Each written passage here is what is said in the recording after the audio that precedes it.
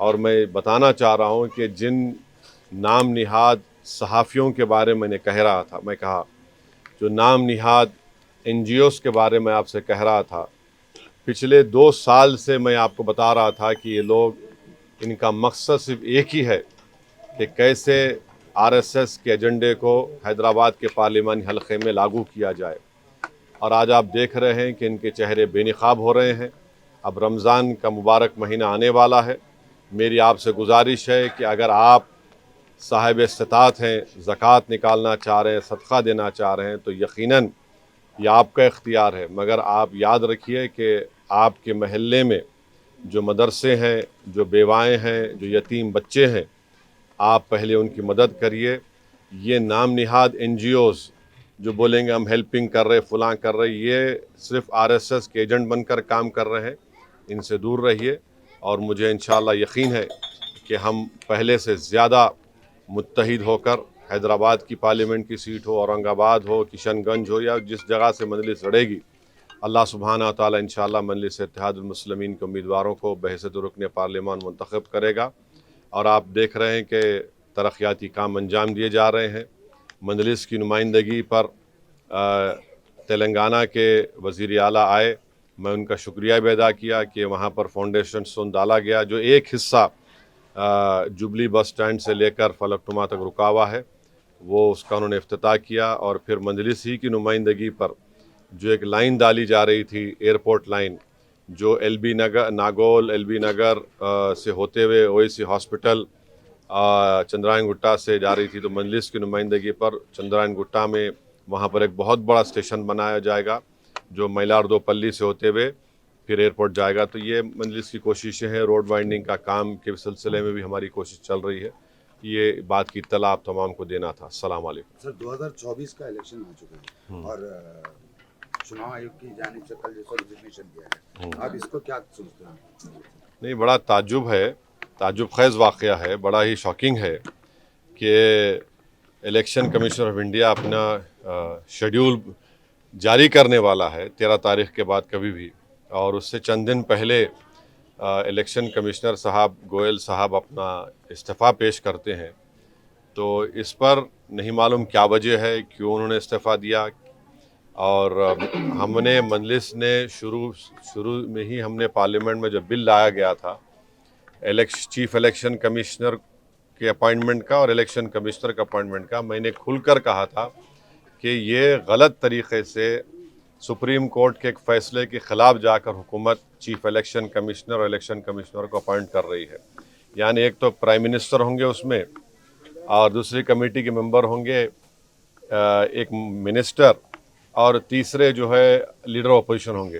तो यानी आप दो हुकूमत की तरफ जब होंगे तो ज़ाहिर हुकूमत अपने ही पसंद के लोगों को वहाँ पर election commissioner, chief election commissioner बनाएगी। जो सर्च कमेटी है, सर्च कमेटी में भी पूरा मेंबर ज़्यादा हुकूमत के हैं।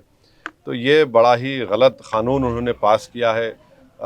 मोदी हुकूमत ने चीफ इलेक्शन कमिश्नर और इलेक्शन कमिश्नर्स का अपॉइंटमेंट जो किया जा रहा है, जो सुप्रीम कोर्ट के हालिया फ़ैसले के ख़िलाफ़ है। सुप्रीम कोर्ट ने कहा था कि उस कमेटी में इस तरह से हुकूमत की मेजॉरिटी नहीं होनी चाहिए, क्योंकि इलेक्शन फ्री एंड फेयर होना चाहिए। और उसके लिए बहुत ज़रूरी है कि जो अपॉइंटमेंट होता है वो भी आवाम को नज़र आए कि भाई ये न्यूट्रल लोगों को अपॉइंट किया जा रहा है, जो इलेक्शन को फ्री एंड फेयर भी कराएंगे। तो खैर मोदी हुकूमत अपने गुरूर और तकब्बुर की हमेशा मज़ाहरे करती आ रही है, और उनके पास 300 एमपी हैं, तो वो समझ रहे हैं कि वो सुप्रीम कोर्ट के फैसले के ख़िलाफ़ जाएंगे, मनमानी करेंगे। तो ये जो क़ानून पास किया गलत है। और आपका जो सवाल था कि इलेक्शन कमिश्नर साहब ने अपना इस्तीफ़ा दिया, वो ख़ुद बताए तो बेहतर होगा, या हुकूमत बताए कि ऐन इलेक्शन से पहले, नोटिफिकेशन जारी करने से पहले उनका इस्तीफ़ा क्या है, ये बड़ा माने ख़ैज़ है या फिर कुछ वजूहात हैं। हुकूमत को चाहिए कि वो बताएं क्या वजह है। और फिर अब आ गया कि हुकूमत एक इलेक्शन से नोटिफिकेशन से पहले अब आप वो 2 इलेक्शन कमिश्नरों को अपॉइंट करेंगे। तो ये चीज़ें चल रही हैं। जिस मुकाम पर हम आज यहाँ पर खड़े हैं, गंगानगर के इलाके में, आप देख रहे हैं कि मजलिस इत्तेहाद मुस्लिमीन की नुमाइंदगी पर कई जो नाला है नाले को बड़ा किया जा रहा है। इस सिलसिले में बाज़ घरों को डिमोलिश भी करना पड़ा, तो वो भी उन घरों को डिमोलिश करके नाले को बड़ा किया जा रहा है, रिटेनिंग वॉल को उठाया जा रहा है। आगे भी मेन रोड तक जब जाएगा नाला तो वहाँ पर भी थोड़े बहुत घरों को गवर्नमेंट एक्वायर करेगी। और आप जानते हैं कि आज से एक 7 दिन 8 दिन पहले मैंने ग्रेटर हैदराबाद म्यूनसिपल कमिश्नर को यहाँ पर लाकर गंगानगर में तफसीली दौरा भी करवाया हूँ। और आगे मेन रोड पर जो नाले का काम चल रहा है डबिलपुरा दरवाजे से लेकर, तो वो काम भी चल रहा है। और फिर उस नाले को ले जाकर हमको फरा कॉलोनी में जो मलकपेट असम्बली कॉन्स्टिट्यूंसी में आता है, तो इस सिलसिले में भी एमएलए साहब और मैंने बल्दिया के कमिश्नर जनाब रोनाल्ड रॉस से बातचीत की है कि एसएनडीपी के फ़ेज़ 2 में 11 करोड़ की लागत से वो नाले का काम जल्द से जल्द शुरू किया जाए।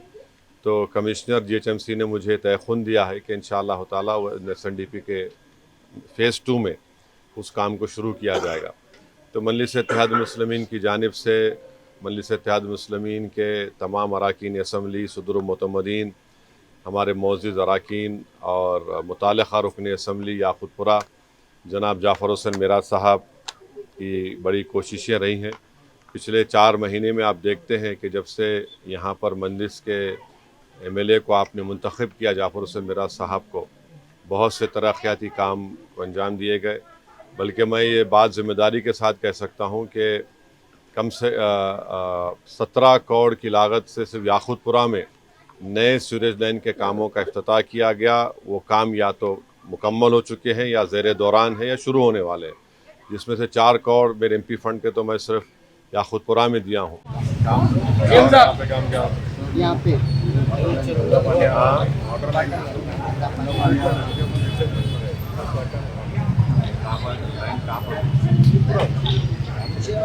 आगे तक आगे नाले तक है। और इधर दोनों भी की दरगाह है ना, तो दरगाह की तरफ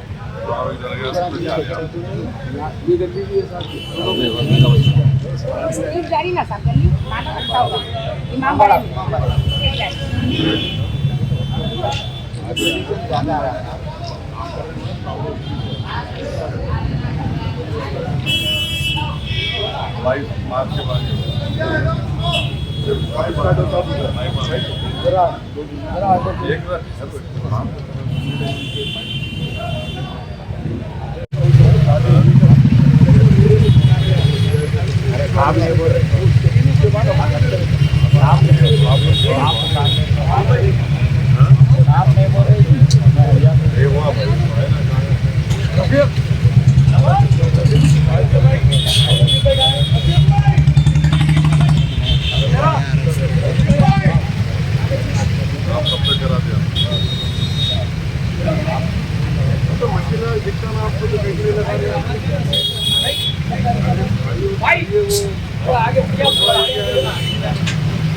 मतदान शुरू हो रहा है, खाना शुरुआत हुआ ऐसा ये ऊपर बतूरा थोड़ा गाड़ी आगे